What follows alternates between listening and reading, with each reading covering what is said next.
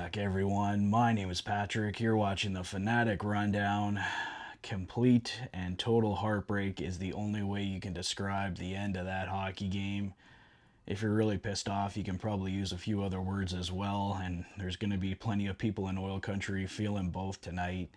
With less than a second to go, the Vegas Golden Knights get a break. Riley Smith dances around Stuart Skinner, throws the puck at the net. The puck is going to go wide, deflects off Leon Draisaitl's stick, goes into the net, and the Vegas Golden Knights get a 4-3 victory here to get right back in this series.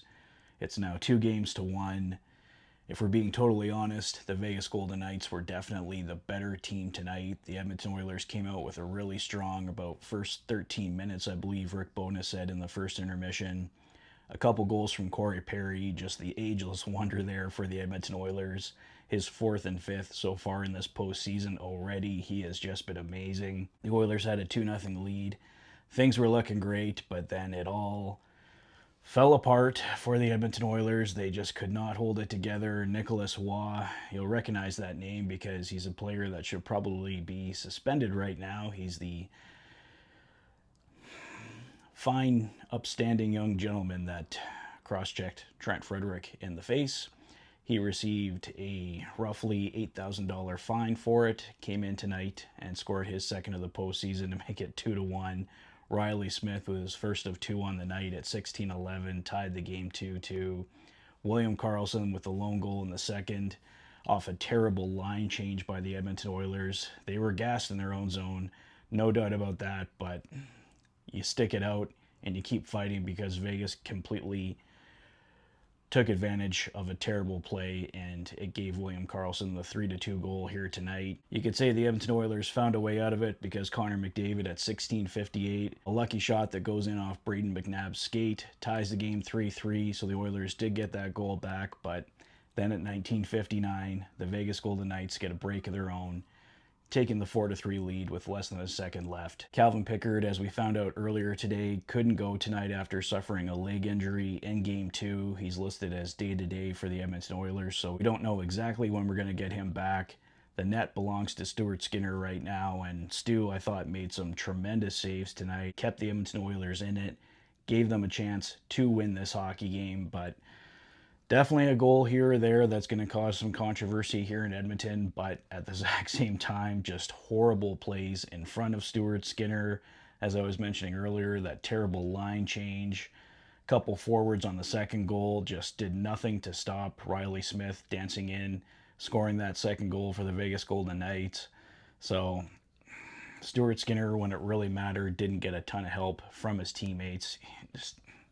I really wish this team would have rose to the challenge today and just delivered a solid, strong performance like they did in Game 1, but it just wasn't there tonight. I hope at least it's there come Monday night for Game 4. Would love to go back to Vegas with the team leading 3-1, have 3 chances to knock off this team, but at this rate, the Vegas Golden Knights are slowly stealing the momentum in this series. They were ultimately the better team in Game 2, but the Oilers snuck out a 5-4 overtime victory. The hope was the Oilers could do exactly the same thing tonight. It looked like it was going to overtime, but Vegas steals this one in the final second. So give them credit. They've been the better team in the last 2 games. The Oilers still, thankfully, though, I guess you could say, have a 2-1 series lead and another chance on Monday night to go up 3-1 in this series. So I was listening to parts of this game on the radio broadcast with Bob Stauffer and Cam Moon. Bob Stauffer saying he saw a lot of giveaways tonight. Have to agree with him there. We may see some different line combinations come Game 4 on Monday night. Chris Knobloch does make changes throughout the game typically, but for the most part, the lineup has stayed the same over this past 6-game winning streak for the Edmonton Oilers, but that winning streak finally snapped here tonight, so this may be a time where maybe a guy like Jeff Skinner finally enters the series. Jeff Skinner, of course, played 1 game against the LA Kings, so he's at least finally played a playoff game in his career, but I'm sure he's somebody that would love to finally get an opportunity. Maybe a guy like Troy Stecher finally comes in for the Edmonton Oilers. I don't know, but I can understand with the team on a 6-game winning streak, you keep sticking with the same lineup as much as possible, but with a loss in the books now, maybe it's a chance for some other guys to get an opportunity in this series. So We'll see what happens in the interim here, guys, and what kind of lineup we see for Game 4, but we're going to have to definitely see, no matter what, a much better effort from this team. The Vegas Golden Knights have been the better team for the last 2 games, and the Oilers, I guess, probably fortunate at this point to be up 2 games to 1. Was hoping we'd be talking about a 3 games to 0 series lead, but with a strong effort in Game 4, we can be talking about a 3 games to 1 series lead. So I would definitely settle for that.